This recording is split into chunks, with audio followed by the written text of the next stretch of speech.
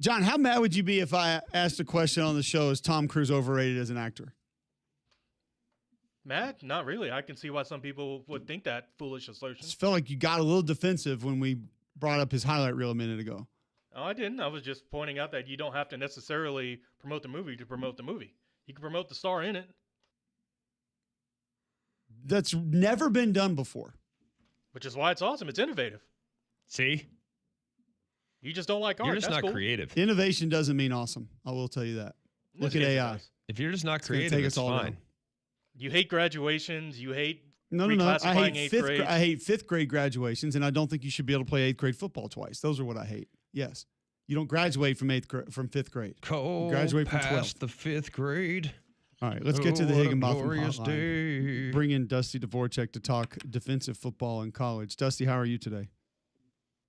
I'm well, but we got a lot to discuss before we get to defensive football. First of all, I'm going to answer the question. Tom Cruise is not overrated. No. As If an anything, actor, not a Tom person Cruise or a is Scientologist, underrated. but as an actor, I'm saying. I'm I think just it's a thinking of him hold as on. I think it's a cultural. fair question I'm to thinking of ask. Maverick.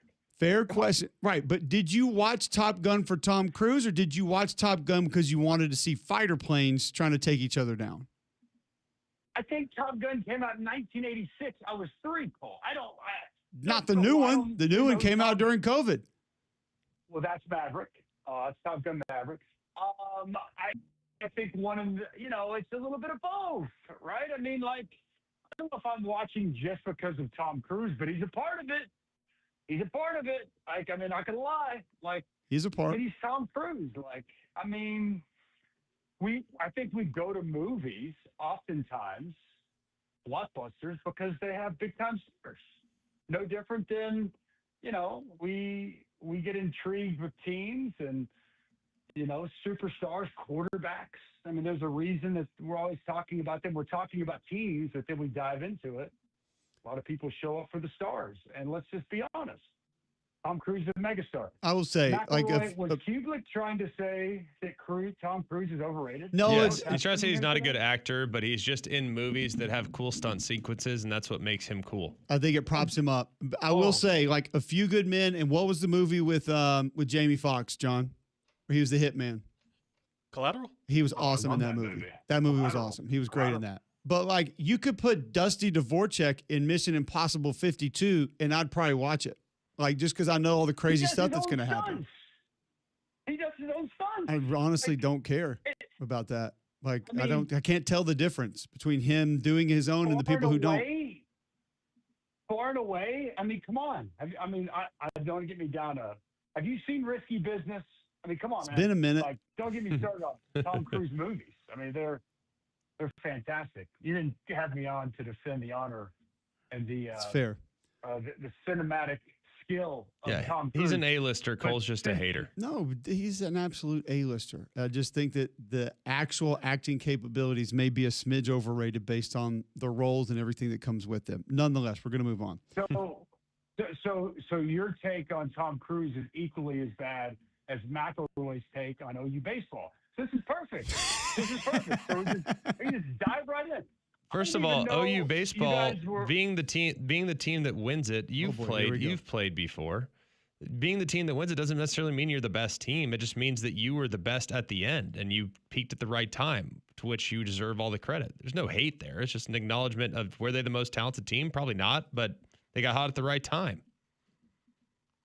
I think those are two different things. I want to make the distinction. Well, that's the conversation. The most talented team and the best team are two different conversations to me. Because the best team is the team that figures it out and is playing the best in the biggest moments in the biggest games. And that was Oklahoma.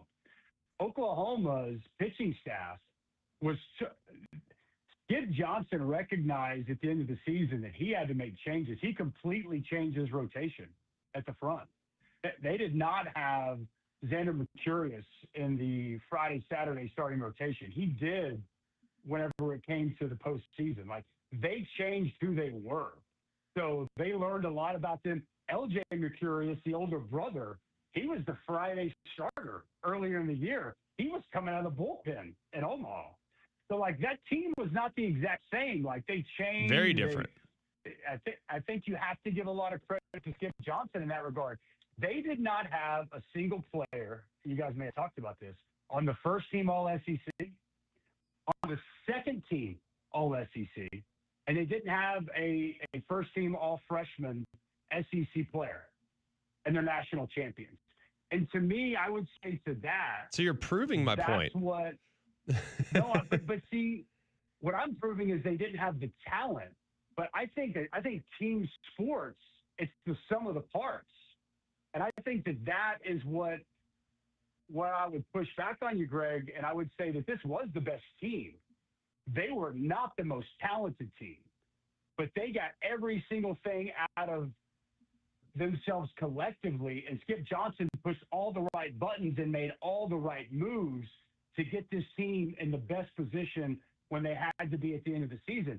You don't go through Georgia Tech, beat them twice in Atlanta, and I heard, down 8-2 in one game, down 7-3 in the next game, face elimination. You don't go to Lawrence, Kansas, and rout them, who won the Big 12 tournament. You don't rout Alabama. You don't beat Georgia twice, second one in a runaway fashion, who during the regular season was the best team in the SEC, both regular season and tournament. And you don't take 2 out of 3, 2 of them blowing out a North Carolina team who's the 5th seed in the country, and not be the best team at the end of the year. This was the best team. Was it the most talented team? Absolutely not. We can look at all SEC teams. We can look at the Major League Draft. But in team sports, like, the most talented team doesn't always win. But typically, and especially with the way the setup is in college baseball, I mean, if you're not the best team, you're going to get exposed. Oklahoma was the best team when it mattered the most, and they're national champions. Visiting with Dusty Dvorak. Can hear him weekday mornings on Sirius XM with Danny Cannell. He's on the Higginbotham hotline. All right, let's talk college defenses. Give us some maybe below the radar, just guys you feel like aren't getting enough love that you're excited to watch. Start with individuals this upcoming season in college football. And maybe he's getting enough, but one of the Coy Parrish at Oregon, the Minnesota safety, I don't know. He had a great freshman year. And then last year, you're at Minnesota. I don't want to say you get lost, but I don't know. It's not a mainstream marquee team, so you're probably not in some of the marquee games. I think he's got a chance to be one of the best safeties in the country. And you add him to an Oregon defense that is loaded up front. I mean, Oregon's defensive line with Uyunglele, Tuioti, Washington, Bear Alexander. I mean, they're going to be really good. And what's that going to do? That's going to help a secondary. So I think he's got a chance to really shine this upcoming season for that Oregon defense coming over from Minnesota. I'll tell you another guy. I loved him last year at Pitt. Like, I don't know how many people know about Rasheem Biles. Fabulous linebacker from Pitt. Really good blitzer. Can run sideline to sideline. Very good in coverage. He's a bit undersized. He looks kind of like a tweener. Probably looks more like a safety than he does a backer. But, that's how a lot of those Pitt linebackers looked last year. But for him to go over to Texas, and they've already got, a lot of talent elsewhere. Obviously, Colin Simmons most noteworthy. But to integrate him in this defense, I think he's like a chess piece that you can move all over the board. You can blitz him. He's going to be stout in the run game. He's going to be really good in coverage.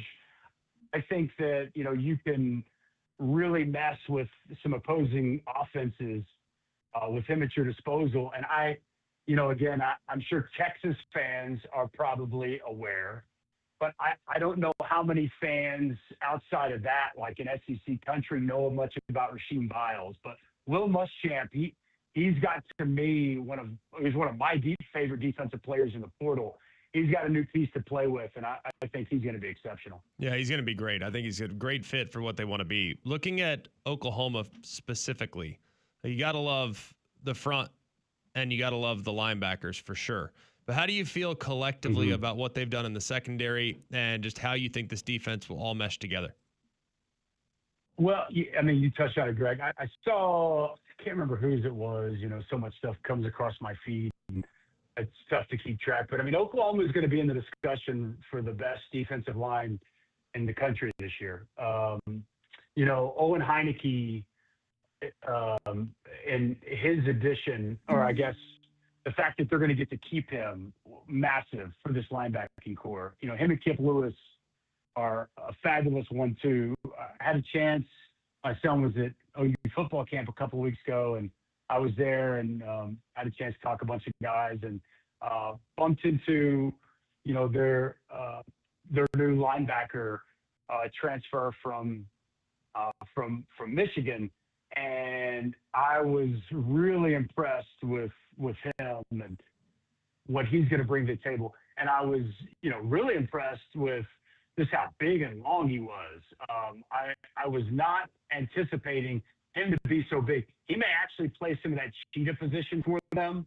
I think when they're in you know, they're against 12 personnel, a heavier set, I anticipate he's going to be kind of your Sam linebacker at the line of scrimmage. But Cole Sullivan's every bit of 6'4 plus. He's every bit of 235, 240.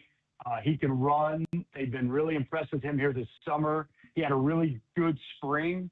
And I just think the way that they're going to utilize him, it fascinates me because I think he's got a chance to be a new piece of that linebacking core that's actually an upgrade. You know, secondary back end, I mean, I think it starts with Peyton Bowen. You know, I think he's going to prove to be one of the better, more athletic safeties in the country. His brother Eli at corner, I think, is a really good player. I don't know what you guys thought. I thought Cortland Guillory was one of the best freshman cornerbacks in college football last year. You know, so to get him back and be in the fold, feel pretty good about that. You know, a player that I think's got a chance to really have a breakout type of season is Michael Boganowski, safety, good size. I mean, he is a thumper. He's 6'2", probably 210. Coverage-wise, maybe a little susceptible, but as far as an extra hat in the run fit, I mean, he hits like a linebacker. And I know talking with the staff and the safeties coach, Brandon Hall, he loves it. He thinks he's got a chance to really make a big jump. So I'm going to stop short of saying this defense will be better than last year's. I don't think they have the overall depth up front, especially at defensive tackle. They are very good. Their two starters are both NFL prospects. Jaden Jackson is an anchor inside. David Stone is an all-conference, all-American caliber player. But, you know, last year they had Dominic Williams. They had Grayson Holton. So just from a depth perspective, will they have that same depth? The front-end talent is there, but that would be a little bit of a question. And then for one last player on that defense that I think is a key piece to how, you know, will this defense be really good or will it be elite? Danny Okoye, named to just kind of just remember this name because, you know, he played very small school football in the state of Oklahoma, was unbelievably raw when he came out, and made some splash plays at the end of last year, his redshirt freshman year. I don't think we even use the term redshirt anymore, but his second year. And this spring, there wasn't a player on this roster that made a bigger jump from last year to this year. I mean, he jumped off the page at practice and really in the spring game as a disruptor and just a guy that looks like he's ready for this stage. If you can counter Taylor Wine with a legitimate guy in Danny Okoye, I think that gives you two quality rushers that's going to make this defense really tough to deal with once again. We're visiting with Dusty Dvorak on the Higginbotham Hotline talking college football defenses. In the SEC, I'm going to give you an and or. You give me the group that you have the most confidence in, you think has the highest ceiling this upcoming season. Let's start with two that people think are going to be the best or one of the best. That is Texas and Georgia. You have to give me your rating with confidence points on one of those two. Who do you have the most of heading into this season and why? That's a good question. confidence rating, man, it's so tough to me because I'm going to say Georgia. I thought they were so young last season. I think that, a lot of guys had to step up and be put in spots before maybe they're ready. I think they'll be better. I guess it's as much as anything in Kirby Smart I trust. I think they're going to be better creating negative plays. That was the problem last year. They couldn't get to the quarterback. Their pressure rate was terrible. The only time they really got there is when they blitzed, and they had to blitz C.J. Allen far too much. I think they'll be better in that regard. I just have to believe it's not going to be back-to-back years. But they've got to be better at pressuring the quarterback. They got to be better at creating negative plays. But I think Georgia, they took some lumps last year having to play guys early. I think that pays off. My confidence within that is not very high because I think front-end talent, I could look at Colin Simmons. I already mentioned Rasheem Biles. And I love Will Muschamp, coming over. Thing, though, is that's a brand-new system. So, you had spring, and it's not like it takes that long, but they're going to be more aggressive. They're going to come after people more. Pete Kwiatkowski kind of more setback, though. I thought Pete Kwiatkowski did a really good job. Clearly, you want more splash plays, negative plays, takeaways. We'll see if Will Muschamp can create that. I think both these defenses are going to be two of the best, not just in the SEC, but in college football. But I think Georgia gets back to playing that upper tier, upper echelon defense that we had grown so accustomed to. And Will Muschamp's first season, I'm going to put just a skosh more confidence in Georgia over Texas. I do think the top tier front end elite talent may be on the side of Texas. All right, I'm going to ask you one more. Dusty Dvorak with us on the Higginbotham Hotline. Confidence points on defense heading into this season. Alabama or Auburn?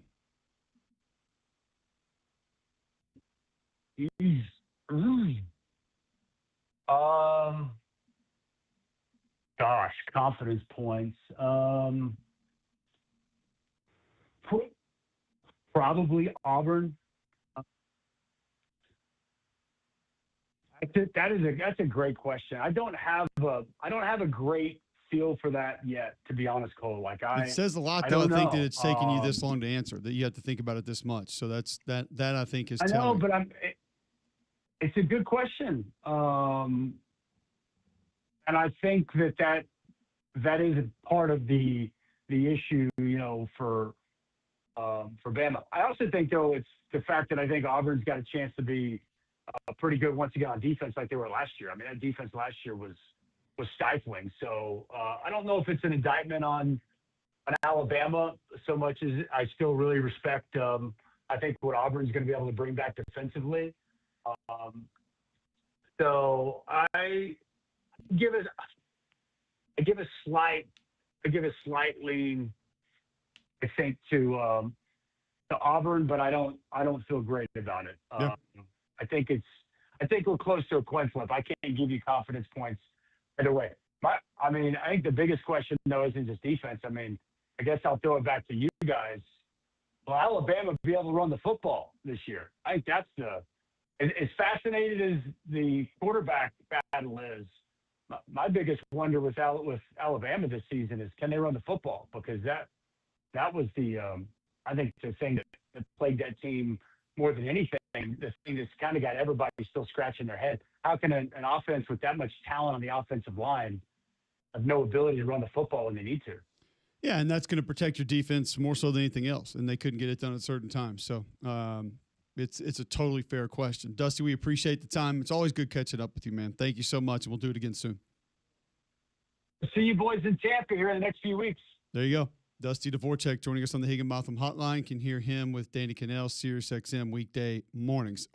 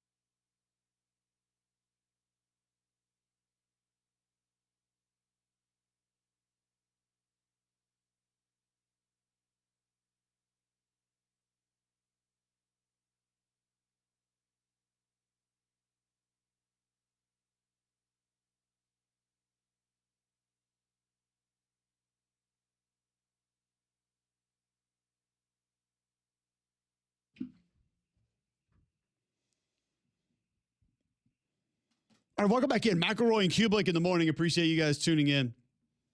800-239-9569 if you want to get in. 800-239-WJOX. Some recruiting news quickly. UNLV gets a commitment from wide receiver Donovan McNabb, Jr. Out of Phoenix, 5'10", 180. You could probably guess who his dad is. The junior's a giveaway. Notre Dame gets a legacy commit from wide receiver Julius Jones, Jr. Now, he's a little bit different. He is a top 50 player, 4-star, 5'10", 170, has already won 3 state titles at St. Thomas Aquinas, 58 catches, 876 yards, 14 touchdowns last year. What By position? The way, 14 touchdowns on 58 catches is pretty good. He's a receiver? Yeah. Nice. Sounds like a slot shifty. Well, Julius was a dude. Yep, big-time running back at Notre Dame, and he'll be playing his college football where his father played. So that's pretty cool that you got a couple legacy kids that are signing up to play college football. Auburn has removed wide receiver Duke Smith from the team, 2025 4-star. This was somewhat expected, just been a little bit of a problem. Wide receiver Deshaun Hall out of Prattville commits, 6'5", 195, so you get a big target on the outside. And then you get wide receiver Cedric Simmons from Selma, 5'10", 195, that commits. So different body types at wide receiver, both committing to playing Alex Golish's offense. Alabama has hired Louisville's Noah Fisher as the assistant tight end coach. Greg, he started at left tackle for Louisville. He's helped with the offensive line and the tight ends at Louisville, coached at Louisville with Alabama's current tight end coach. So almost feels like Coach DeBoer going with a little bit more of, hey, let's get some guys in here that can help us block a little bit better type mentality. Yeah, and I think that when you look at the approach and the importance of finding a guy at that spot, I think it makes sense to continue to make sure that you add pieces there. And remember how important that piece was last year. You also get a commitment from 2027 offensive tackle Stafford Willis, 6'5", 290. Quote, per Hayes Fawcett, I'm Bama born and Bama bound. That's right. They're right. So Alabama getting some offensive line help in traditional recruiting. So maybe things starting to turn around. The dark cloud over Alabama recruiting can start to go away a little bit for some folks. I think it was a little exaggerated to begin with. When we talk, it's going to be a smaller class. It doesn't mean it's going to be a bad class. It's going to be a smaller class. Different resources going to different places. Don't worry too much about it. It's not enough 5 stars, Greg. So if it's not all 5 stars, it's not a good class. You should know that. So I've been told. If we were to take the Auburn defense, the Alabama defense, I ask you the same question. Confidence points, more so on one or the other. Dusty, smidge lean towards Auburn there. Where would you go and why? I'd probably go Bama, partly because of the style of offense that Auburn might employ. I think it's easy to go off of what last year was for Auburn and how good they were on that side of the ball. They have an elite take over the game linebacker. I think their core in general at linebacker is pretty dang sporty. I think Bama's core in the secondary pretty dang sporty. Massive question marks for Bama at linebacker. But they also, I think, have a legitimate takeover D-end as well in Yanze Pierre. So I'd lean Bama, but it'd be close. If I knew that Auburn was going to play ball control like they did last year a little bit, if I knew that last year they were going to play ball control like last year, then maybe I'd feel a little differently about it. But I don't know that. I think with a high-octane offense, that could have an impact on what they are in general. Let me counter that for you. Okay, counter it. It makes sense to say, hey, you go a little faster on offense, it can hurt your defense. I'll counter it with this. They actually get some offense this year to play defense with. That's true. But sometimes and we've seen this a lot of people couldn't understand why Alabama's defense suffered a little bit with when they started to go more RPO and started to go a little bit faster and started to score a little bit faster and maybe abandoned the run a little bit, abandoned the ball control a little bit, the defense suffered.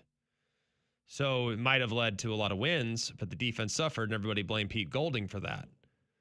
But it wasn't Pete Golding's fault. It was it's a philosophical shift from being all defense to more offense, and the defense suffered. Doesn't mean that the defense wasn't good. It just means it suffered a little bit. So that's the biggest difference. And that could be real this year. I think most Auburn fans would take a little bit of a dip on defense to have some consistent offense, no matter how it's run, how it looks, what it really is. You've talked about the Alabama secondary, going to be a strength this year. Going to be a group that they most likely can lean on. The ability to make plays, like you said. Keon Sabb's been there. Bray Hubbard's been there. Zabian Brown's been there. Red Morgan's been there. We've seen them make plays. Dijon Lee been back there. We've seen them all play and be a part of that defense. I think you even have some depth with Mincy and Kirkpatrick on the back end of that defense as well. How problematic can they be up front consistently? Like you said, Yanze Pierre looks like he can be that guy. Got to be on the field. London Simmons has flashed. We've seen moments where it's like, whoa, 90 looks like he can go. But consistency needs to improve a little bit there. Jamarian Latham, a good, solid football player. Strong hands, can remove offensive linemen, can penetrate, disrupt, but not as consistent as you would like. I think when I think about the Bama front seven, I think consistency. And like you said, the linebackers we just haven't seen a ton of yet. I know QB Reese has got a little bit of run, and they're excited about what he may potentially be. And then you bring in Bingley Jones from Mississippi State that is super versatile. It's going to be able to help you inside, outside, quickness, big body, can just do a lot of different things for you. So it doesn't look like there are a ton of weaknesses there. The depth at linebacker would be obvious. With Auburn, I think your concerns probably come a little bit more up front. You have similar guys that have played a lot in the secondary, not as many playmakers. I think Pleasant would maybe fall into that category. We saw Sylvester Smith improve a little bit last year. Caleb Harris is giving you good reps.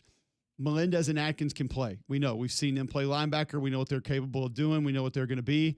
But Jared Smith's got to come on. I'll say you this, like Deshaun Womack, seeing him in person last week, he is a wow guy. Yeah, like he's when put you together. see him get off the bus, you're like, whoa, that dude should be able to help. Can Dallas Walker be as consistent inside as what they had with Jamison the last couple of years? You're going to need that to allow the linebackers to run and make plays. So I'm kind of with Dusty that I think it's very close, although I do think that I think the way DJ manages things a little bit more right now just because of where today's college football is. But Kane started becoming more of that later last year. Like he started moving towards that a little bit more. So is he more of that more consistently this year on a more regular basis? Might be.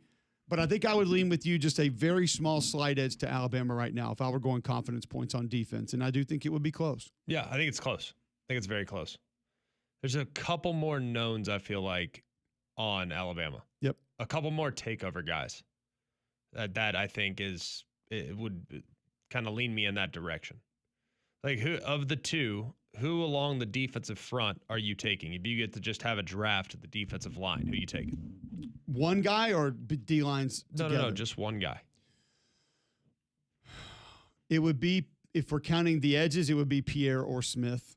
Yeah, we're counting anyone with a hand today or 2-point stance getting after the quarterback. Anyone that you would consider to be a defensive lineman / edge.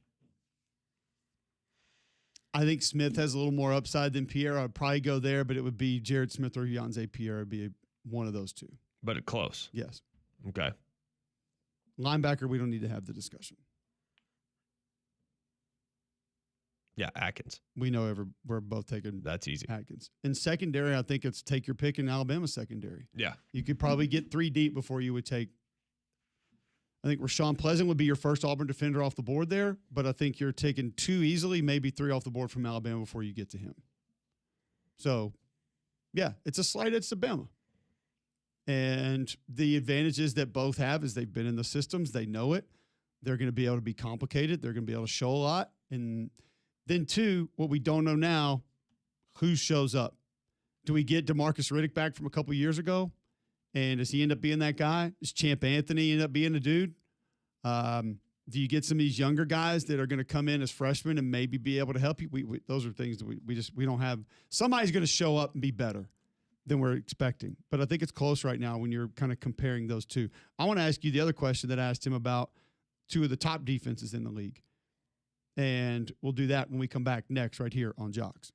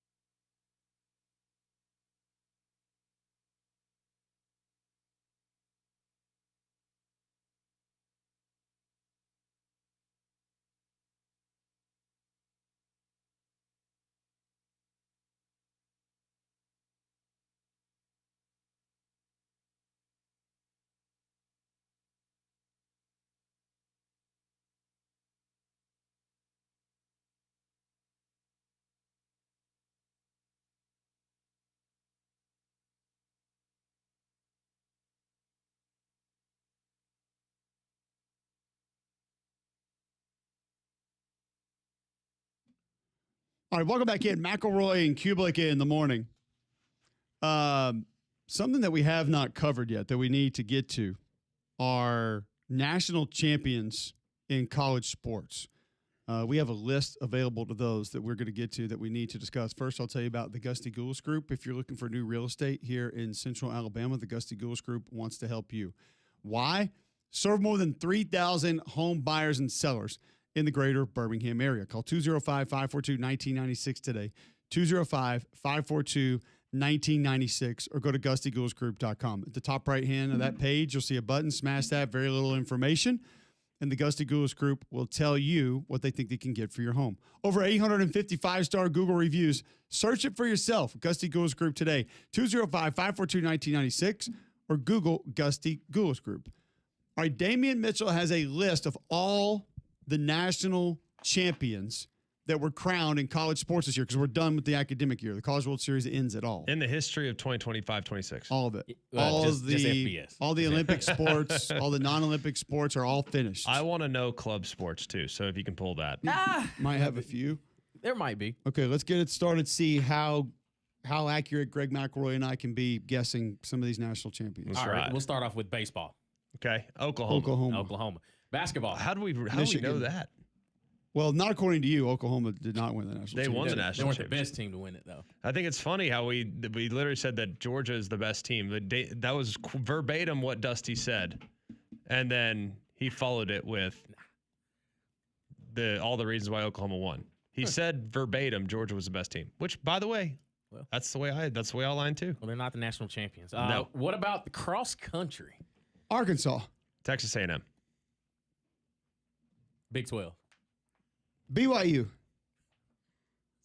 Colorado, they're in altitude, so they have an advantage. Colorado. No, I'm going to say Kansas. Oklahoma State. Exactly. What about Factory. What about fencing? Harvard. Princeton. Yale. No, it's Power 5. Don't disrespect the Ivy League Rutgers. No. like that. Kansas State. It was Notre Dame. Exactly. Notre Dame Fighting Irish. That shoe fits. Football. FBS. Indiana. Football FCS. South Dakota State. No. No, it was North Dakota State. No, it was not. It was Montana State. Same thing. Yeah. Wow. How about this one? Golf. Auburn. You better believe it. Yes. WDE. Gymnastics. Oklahoma. UCLA. Stanford. Same thing. This one you should know. This one you should know. Ice hockey. Michigan. New Hampshire. I should know this. Don't say it yet. Not. Minnesota. Minnesota Duluth. I feel like it was Boston, but I can't remember. Boston. Boston College. I'm going Boston Terriers. No, it was Denver. The Denver. Yep, exactly. Nuggets. Nuggets. No, the Pioneers. Broncos. Indoor track. Arkansas. Attaboy. Anything track, I'm going to give you Arkansas, just so you know. Okay, how about this one? What about soccer? North Carolina. Virginia. It was Washington. Wow. Would not have gone there, by the way. Oh, yeah. Now, this is a good one. Swimming and diving. Stanford. UCLA. Florida. Florida was in the championship. State. But FIU. No, they lost. FAU. Nope. Miami. Nope. Bethune-Cookman. SEC, baby. The Texas Longhorns. Exactly. Come on now. What about tennis? Texas A&M. Yes. Women's. Men's. Auburn. Okay, women's A&M won. I know that. Mm-hmm. Men's, I'll say Georgia. It was Virginia. They knocked off an SEC school. They knocked off Texas. What about volleyball? Men's volleyball. Oh, this is, by the way, so I saw Stinch come over the weekend because their daughter plays volleyball at Sanford, and he was in town, and we got ice cream together. And his son is 16, and he's like 6'5", 245. Yeah. Monster. Plays volleyball. Stinch's wife was like, he needs to be playing volleyball. And I was like, what? And she was like, oh, yeah, like men's volleyball is huge in Atlanta right now. Really? Like skyrocketing It's in a popularity. great sport. So San Diego State, I'm by going the to go way. West Coast. Pepperdine. I'm going to go. No, I'm going to go UC Davis. UCLA is a good guess also. No, it's Hawaii. Same thing. They knocked off UC Irvine though, so you were. See, in the right we were state. in the right Close, neighborhood. y'all were there. What The about Gauchos? What about old water polo? UCLA. Stanford. It was UCLA. Good job, Greg. Yeah, I didn't know you dialed in. Conference Don't act like champions. Stanford's never won water polo. Pac-12 conference champions. That's Big Ten now. What about wrestling? I'm gonna go with. Wait, actual wrestling I'm gonna go or Oklahoma NCAA State. Oklahoma wrestling? State. Wrestling. Okay. My apologies. I'm gonna go Minnesota. Oklahoma State were the runner-ups. They lost to Dang it. Penn State. Mm, I didn't know Penn State was there on wrestling. Oh yeah, they're national about that champions, life. baby. All right, let's go to the women's side. Women's champions in basketball. South Carolina. Was it? LSU. Women's basketball. UConn. Women's basketball. Baylor. No. You said it already, but Well, so tell me which one South is right. Carolina. They lost. lost to UCLA. there we Yeah, go. Like I said. Beach volleyball. Beach. Florida it's State. different. Pepperdine. UCLA. UCLA. What about bowling? Vanderbilt. Vanderbilt. It was Jacksonville State. That's right. Let's go. What about women's cross country? Arkansas. Sorry. Shorter distance. Colorado. Short distance. A&M. Wait, there's two. There's a short distance and a long Well, distance as far national as that's championship. track. That's track. My apologies. Gotcha. That's where you got Arkansas. But no, it was NC State. Yeah, they're known for it. Yeah. What about women's fencing? Notre Dame. Princeton. Notre Dame, baby. Women's field hockey. I need to know how many fencing teams there are in Division One. That's going to be North North Carolina Carolina. or Virginia. It was Northwestern this year. It was Northwestern. We've got the new facilities. What about women's golf? Oh man, Stanford. Correct. Texas, Well, you are dialed in, dog. What about women's gymnastics? Oklahoma. There we go. Wait, did we do men's gymnastics? Yeah, that was Really? Stanford. That was Stanford. I didn't know that was men's. Okay. Yeah. Women's ice hockey. Minnesota Duluth. No, Denver. Michigan. Minnesota. it was Wisconsin. Same thing. Wisconsin. Indoor track on the women's side. Arkansas. Nope. A&M. Arkansas Pine Bluff. Georgia. Ah. Georgia. How about women's lacrosse? Virginia. North Carolina. Northwestern. They beat Wow. North Carolina. They did. Mm. I forgot. Yeah, you are in lacrosse. I forgot. Well, I know that like North Carolina has like the LeBron James of women's lacrosse. the GOAT. Yeah, like supposedly second her best name's- player of all her time? name is Sophie. She's like a one one Cunningham? name. I know it's something like that though. Like Wow. it's like a one name athlete in that sport. Okay. What about women's outdoor track? Arkansas. Oregon. Georgia. Hmm. Was Georgia. Georgia track stepping up here. You better believe it. I'm surprised they have any money left over for that.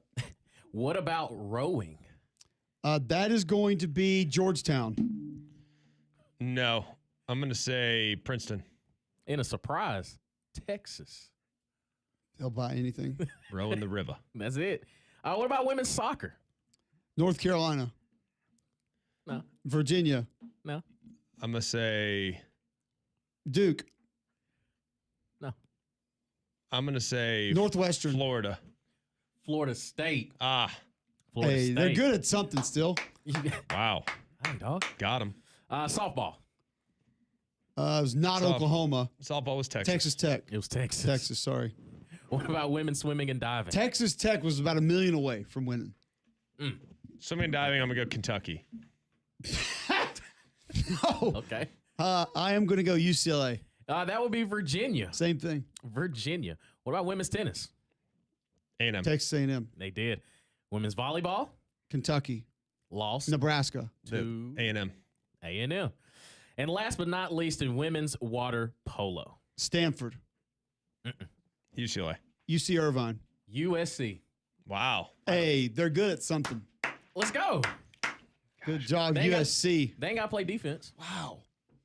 I don't feel like we did terrible there. No, I y'all. feel like that could have been a lot worse. Yeah, conference-wise, y'all were there. Conference-wise. Y'all were there. You know, it stretches abroad. We got a couple, right? But Texas rowing, that kind of threw me It off. threw me off a little bit. The SEC. Northwestern lacrosse threw me off a little bit. It probably shouldn't, but did. I mean, you think about cold weather city in the ACC, just seems like they always dominate lacrosse. Yeah. So I would have probably guessed there. Some of the Olympic sports not as West Coast dominant as I thought. Exactly. Far from it. Yeah, But ACC, baby. used to be all the well, maybe that's why they're trying to keep up with their new members. It's worldwide. There you go. It's nationwide, dog. It's what it's got to be. Prestige worldwide. All right, fun segment there. I enjoyed that. Thank you for doing that, Damien. Absolutely. And Good bringing work, us the Damien. list of Appreciate it. all the champions that there are across college sports. We will celebrate a few more next on Jocks.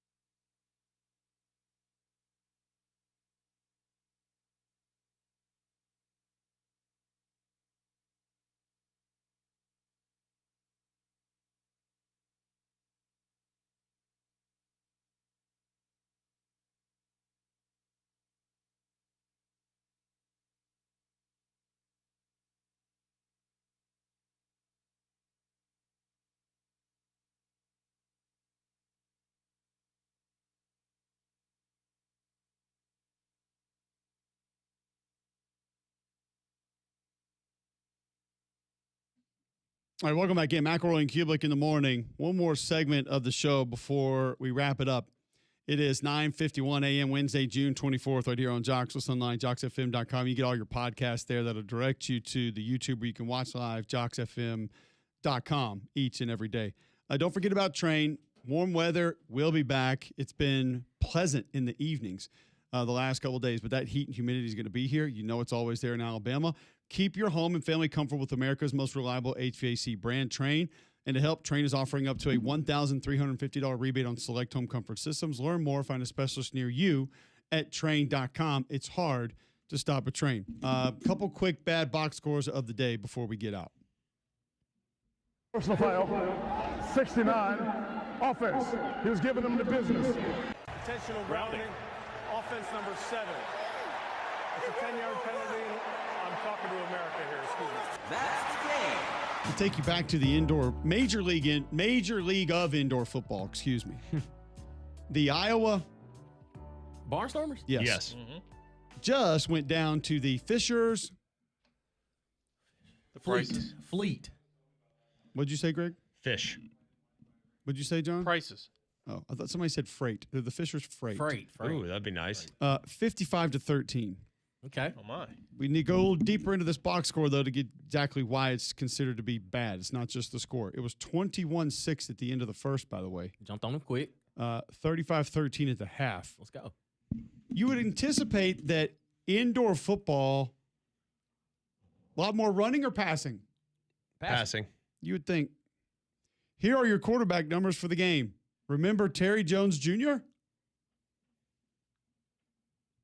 Old Yeah. TJ? Yeah. Quarterback at Kentucky? Kentucky. Oh, yeah, yeah. That's right. Yeah. Forgot about He him. was quarterback for the Barnstormers along with Noah Bodden. They combined to go 6 of 18 for 63 yards, 1 touchdown, no interception. Okay. Now, I understand that we talked about this being a bit of a blowout win. You put up 55 points. Felix Harper and Bryce Bass combined to go 5 of 10, 71 yards, no touchdowns, no picks for the Fisher's Freight. So your bad box score of the game is a inability to throw the football indoor league game. So it was a ground and pound attack. Very much so. Well, not so much for the Iowa Barnstormers as they ran the ball 28 times for 53 yards. That's a lot in indoor. As far as rushing attempts. less than 2 yards a carry. Yeah, that Yeah. is not ideal. 22 for 74 on the There's other only side. 3 defensive linemen. You should be able to run the ball.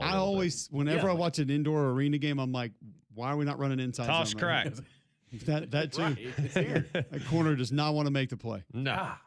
All right. Plus, I feel like all those running backs are like 300 pounds. Yes. Yeah. Well, because it's a D tackle play and tailback too. Usually. Like, he doesn't have an option. No. That's just kind of where they go. Short yardage. Do we get to count yesterday World Cup action, Portugal 5, Uzbekistan 0 as a bad box score? Sure. Yeah. It's like 49-0 in football. That's a bit Is one-sided. that what is that in dog years? Is that basically what you're saying Yeah, there? Like yeah. Basically. that is in football? Yeah. It's a blowout. Okay. I mean, I Even Ronaldo scored. Even. He's back. He's like 100. multiple times yesterday. Yeah. He's getting crushed, by the way. People are killing him. I don't know enough about soccer to understand why, but people are killing Ronaldo, saying he's selfish and won't help the team and doesn't make No. runs that doesn't help him. Not that guy. Well, you telling me the guy that's shoot first mindset, selfish? Right. What? Well, he's not making runs to open up other players and stuff. I ain't got time for all that. I don't know. Just seems like tough. I don't know. That guy's perception, I would never say selfish. Like just Really? Not buying it. No. You know. Like his Instagram pictures on yachts and It's whatnot. Like a no Greek way. god. I It's just yeah. I wouldn't agree with that. He ain't no Messi. Messi's legit. Oh yeah, for sure. He's Messi good. celebrates with his team.